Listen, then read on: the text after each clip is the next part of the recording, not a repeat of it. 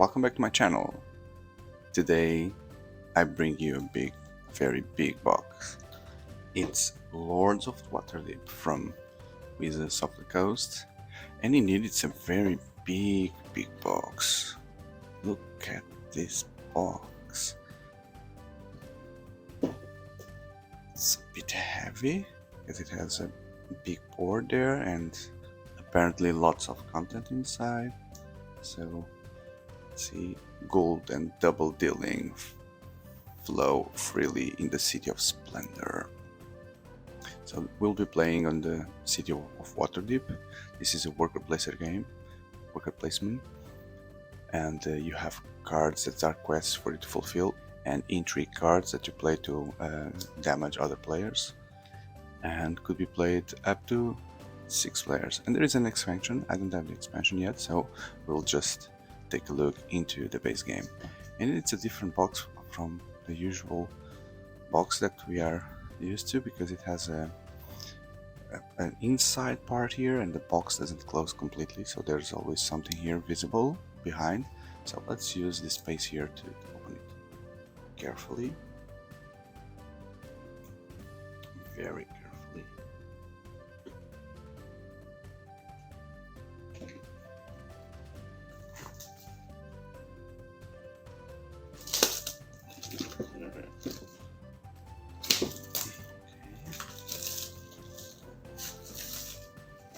Curious enough, I still have the price here, so I think I bought this on sale, but you can see at the time this game was released, this was the cost.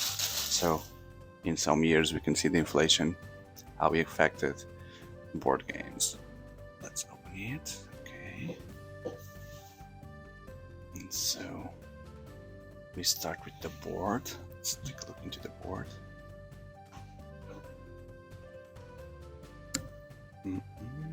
There's the City of Waterdeep.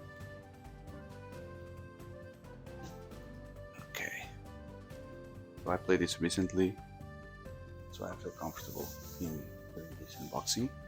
And so these are the places, the action that you can take with your meeples, and then you will be displaying buildings along these two sides here, where you can use those as more actions. And in this place here you will have the intrigue cards. On the 5th round you will play for 8 rounds. On the 5th round you will get an extra meeple automatically, and this is it. Okay, rules manual.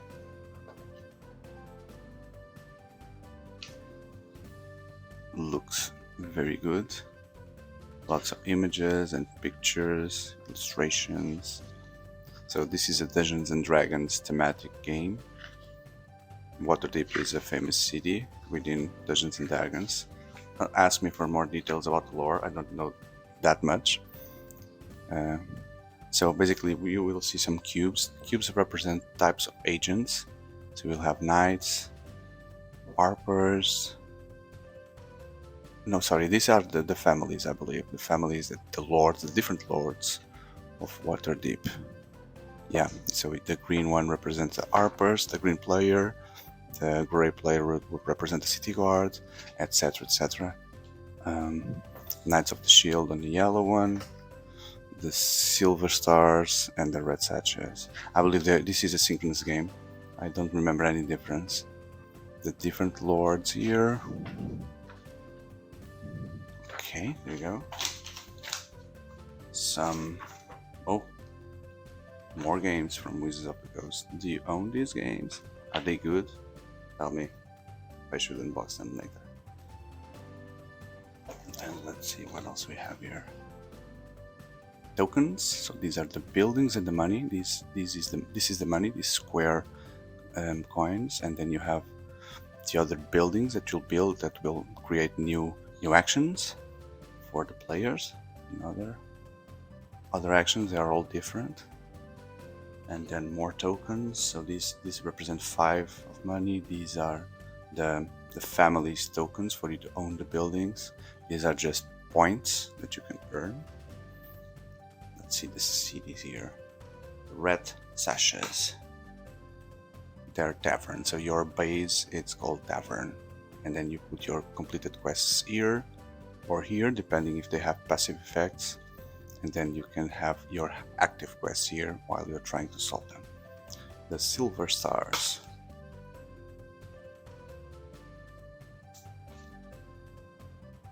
The Knights of the Shield. So this is a game for 5 players, because you only have 5 factions, but I believe that with the expansion, I'm looking into the board here, maybe the expansion will allow the 6th player. I'm not sure anymore, because the box says 2 to 5. With the expansion you may play with 6. Not sure. Please leave a comment if you know. Okay, so these are the 5 factions. You have the meeples here, some colors and some other colors. Okay, let's move everything to the side and give some space to the box. This is the first player. This is the first player token. This is the track for you to track your points. Sorry for hitting the camera. And then you have the agents that you use. The purple ones represent some kind of class. The black ones, the orange ones, and then the white ones. These are like the resources you need. They represent people with a certain class, like the warriors, the magics, the wizards, etc. And you use them. You need to have enough of them to complete your quests. We'll take a look into the quests. The quests are here in these cards. Let's open. But before, let me just show you. So the box is this thick, right? This thick, and you have an insert here that it's a complete waste of space. You see. That's why once you have the expansion, probably the insert goes away, right? And then you put everything into one single box, because you have lots of empty spaces here. How deep the space is, amazing. And the insert is only 1, 2, 3, 4, 5. So if you have more colors, you definitely won't need this insert here. Tell me in the comments if you're the kind of player that always prefers to hold everything in one box, and then meaning that you are okay to throw away, to trash an insert like this, or original insert, or if you respect the inserts and you are not able to destroy anything that comes on your original box, and you need to keep the expansion separately in another box. It's always an interesting discussion that I like to have with people. So please tell me, what do you prefer, and let's discuss that over the comments. It should be interesting. I can tell you, I am the kind of player that always prefers to have games occupying the less space possible. If that means to sacrifice inserts, they go away. On a second tier, it's difficult for me to sacrifice an expansion box, because I think the box itself holds some value. So, but I've destroyed many expansions boxes because I could not hold them. What I try to do is I try to keep at least the cover of the expansion and the back, so I can hold that, and that serves as a proof that indeed I have the expansion and the expansion content. So, okay, so let's look at the cards here. You have the Lords, the Intrigues, and the Quests. We can separate a little bit here to facilitate, because it's a lot of cards. So now we're going to see some examples of quests. Okay, so name of the quest is Expose Red Wizard Spies, and this is a type of quest. It's the Arcana quests. You have green commerce quests, piety quests, skullduggery quests, warfare quests, again Arcana, so they're a bit mixed. So let's take a look at some of them in 4K. So how this works is you will need this number of resources and money, see, resources, and then what you get is you get the reward, which are 20 victory points and 1 intrigue card. So this is a quest that once you complete it goes away. It gives the effects immediately, like these ones here, and the reward, and then you have, let me find another one. when I played this game, it was with the expansion, so I'm not sure if the expansion would affect anything if on the type of the beholder. I will show you the pictures. I just want to yeah, so this is a passive effect. Whenever you take an action that provides you money, you also take a black cube from the supply. So this is a passive effect. It stays active, so they are in the end. This kind of quests reward 8 points, and then whenever you complete a commerce quest, you get two victory points. Okay, so I like the artwork, so I'm going to show you quickly the artwork of these cards. So these are kind of seem to be magic related quests. And there's some flavor text here in all the cards. So as I mentioned in the beginning, I'm not a huge expert in Dungeons and Dragons. I've played my share of time Dungeons and Dragons, but I've never got deeper into the lore.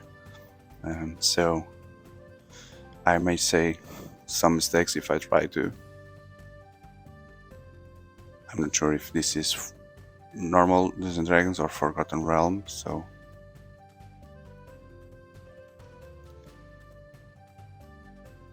now you have you have here.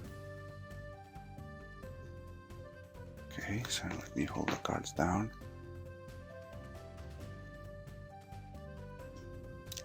This one is very good.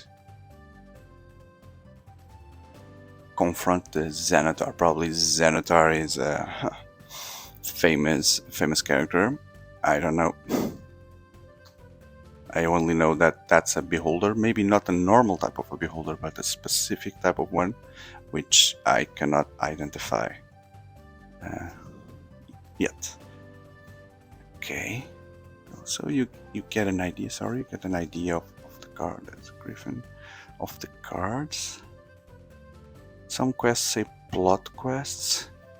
Okay, plot quests. I'm not sure what the plot quest is at the moment. Okay, so now let's quickly take a look into the Lord of Waterdeep cards. So these cards they represent lords, and they have a hidden objective that gives you scores by the end game, right? So you keep these cards hidden, and then you try to achieve this, and they make a huge difference by the end of the game. Those are the lords that you work for. And finally, the Intrigue cards that affect other players. So, and they repeat themselves a bit. So you have two versions of each, apparently. Lack of faith. No, this one is just one. This one is 3. Okay, so never mind what I just mentioned. Good fate. So, for example, this card also helps you and the other players. So it's to damage their game or to up your game. So you need to think strategically. So this one you can reassign one of your workers. There is a specific way for you to use that. So this is not an autoplay, so it's difficult for me to explain. And you have mandatory quests. So mandatory quests are cards that you play to other players to force them to complete this quest before being able to complete their own quests. So it's a good way to delay their game.